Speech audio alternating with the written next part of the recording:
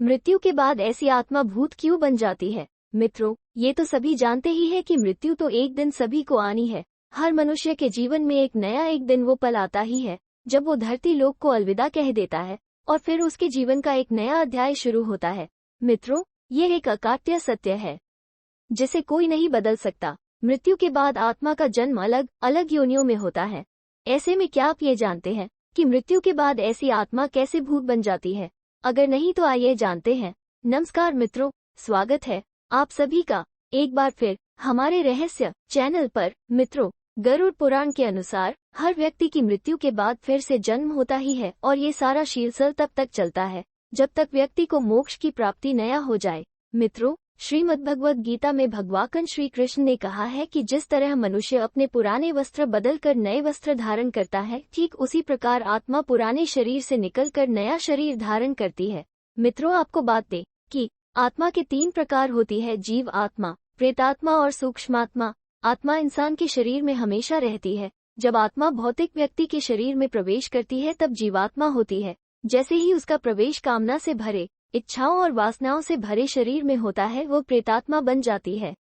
भूत सबसे शुरुआती पद है, यानी जब को सीधा साधा आम आदमी मरता है तो वो सबसे पहले भूत ही बनता है।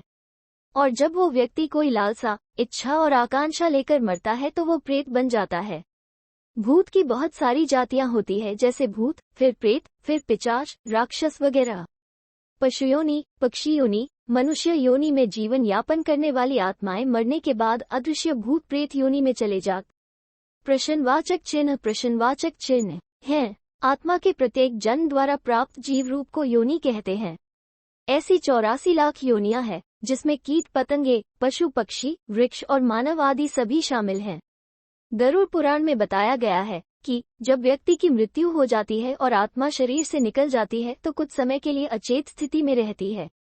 आत्मा को जब चेतन में आती है तो अपने शरीर और परिजनों को देखकर मोहवश होकर दुखी होती है।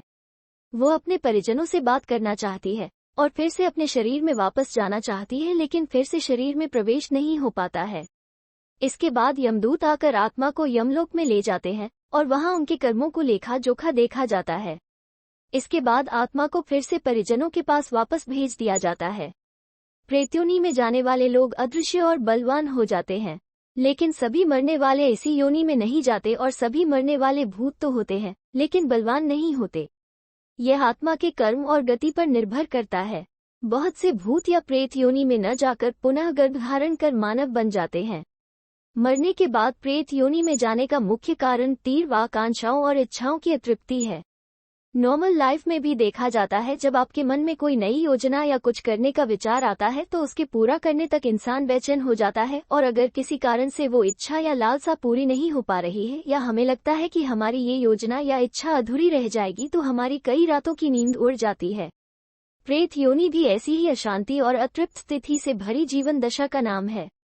जो व्यक्ति भूखा प्यासा मरता है, संभोग सुख से वंचित रहकर मरता है, गुस्सा, लोभ, वासना आदि लेकर मरता है, वो निश्चित तौर पर भूत बनकर भटकता रहता है। जो इंसान एक्सीडेंट में आत्महत्या करके या जिसकी हत्या की गई हो, ऐसे लोग भी भूत बनकर भटकते रहते हैं।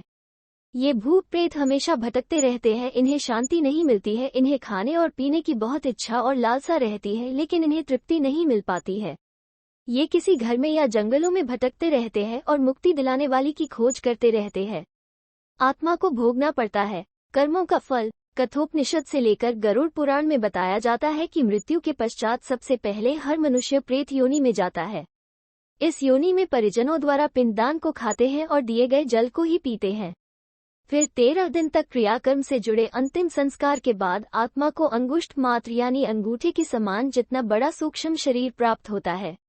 यह वही शरीर होता है जिसमें मानव जीवन के किए गए कर्मों का फल मृतक भोगता है। इसी अंगूठे के समान सूक्ष्म शरीर को यम के दूत 13वें दिन यम पास में बांधकर यम मार्ग पर ले जाते हैं। यम मार्ग काफी कठिन होती है और इसी मार्ग पर व्यक्ति को उनके कर्मों के फल प्राप्त होता है। आत्मा 12 महीने में 16 नगरों और कई नरकों को पार करके यमलोक में पहुंचती है। सभी जीव जाते हैं प्रेत योनि में। गरुड़ पुराण के अनुसार मृत्यु के बाद सभी जीव पहले प्रेत योनि में आते हैं और प्रेत योनि में ही दिए गए अन्न जल का ग्रहण करके अपने अंगुष्ठ मात्र के सूक्ष्म शरीर को प्राप्त करते हैं। मृत्यु के 13वें दिन जब यमदूत आत्मा को लेकर जाते हैं तब जो सूक्ष्म शरीर तैयार होता है उसी को यम मार्ग में लेकर जाते हैं। मृत्यु से पहले जो व्यक्ति का शरीर था उसी तरह सूक्ष्म शरीर तैयार होता है और वही हर जगह जाता है।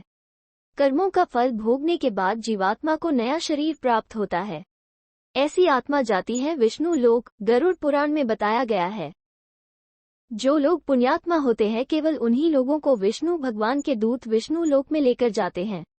ऐसी आत्माओं को प्रेत योनि में जाना नहीं पड़ता, बाकी सभी आत्माओं को प्रेत योनि से गुजरना पड़ता है।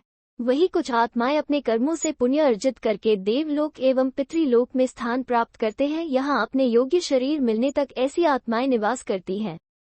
शास्त्रों में बताया गया है कि चंद्रमा के ऊपर एक अन्य लोक है जो पितरलोक कहलाता है।